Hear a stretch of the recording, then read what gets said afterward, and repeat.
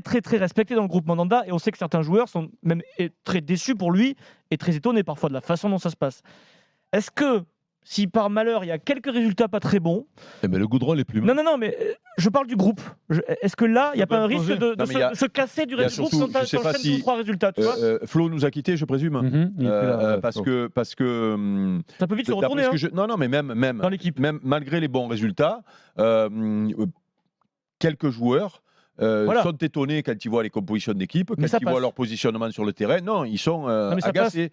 Ça passe, mais demain, ça passera peut-être pas. À un moment donné, on ne va pas citer de nom, mais des mecs qui sont positionnés à un autre poste que leur poste de prédilection et qui sont moyens, je peux te dire qu'eux, ils l'ont. J'en ai 2 ou 3 dans la tête. Je vais te dire qu'ils ont les nerfs, tu vois, parce qu'ils sont passés à travers sur des matchs alors qu'ils ne jouaient pas leur poste. Et ça va quand tu gagnes, quand ça ne gagne plus. Le fait qu'ils jouent pas bien, ils ne se régalent pas terriblement, non? Tu parles, Eric, du match. Les joueurs ne se régalent pas, peut-être, non? Oui, mais sur le jeu. Je pense qu'ils se régalent. Eric, tu parles du match où il met 400 trop derrière. Par exemple, oui, je vais te donner un nom parce que Saliba jouait arrière droit. Non, mais ça, lui, je pense qu'il a rien dit. Même il a dit sur Prime Video après le match, il dit quand même. Alors il le dit, mais tu sens qu'il dit, voilà, on m'a dit que je devais jouer latéral droit. Pas vidéo parce que c'est la coupe. Non, mais il dit sur Eurosport, voilà, il dit. On m'a dit que je vais le jouer là. J'ai trouvé ça quand même un peu. Il faut le faire, quoi. Je le fais, mais tu sens que c'est pas ça. Mais voilà, par exemple, Lirola, je sais très bien que son coup, quand il joue côté gauche devant, qu'il passe à travers, et c'est normal. Moi, tu m'as fait jouer lié droit, et le lendemain j'ai 2 dans l'équipe.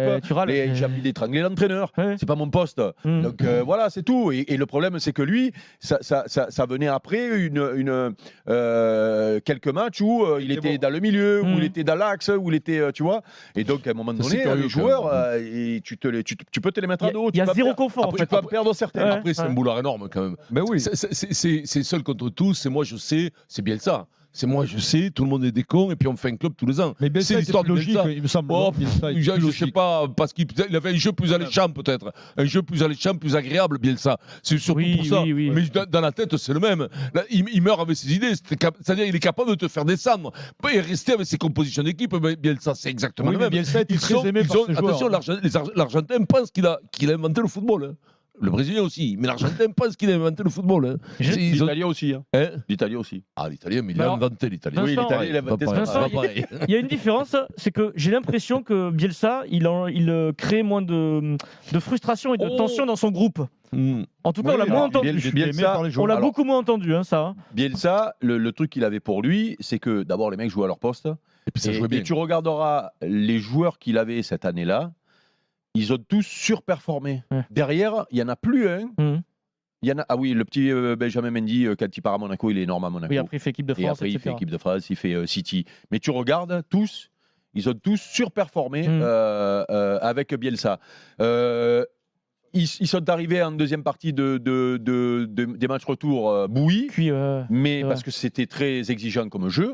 Par contre, les mecs et les supporters se régalaient parce que ça partait dans tous les sens. Moi, je me régalais à voir les matchs. Par contre, moi, quand je vois des matchs où tu gagnais 3-2 et que tu continues à attaquer, que tu perdais 5-3, c'est pas ma conception du football. Donc, il me venait les nerfs. Mais il y a beaucoup de supporters qui ont aimé ça. Non, mais parce que la saison était folle quand même. La saison aussi. Même, tu peux presque accepter les dingueries, plus parce que tu vis des matchs dingues, parce qu'il y a des beaux buts.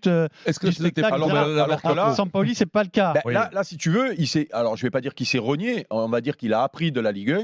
Après les premiers matchs qui étaient fous, il y a eu des buts, l'OM prenait des buts, il mettait des buts, gros déséquilibre offensif. Les équipes qui jouent contre. Et à un moment donné, il s'est dit je vais arrêter d'être le con, je vais solidifier et tu deviens meilleure défense du championnat.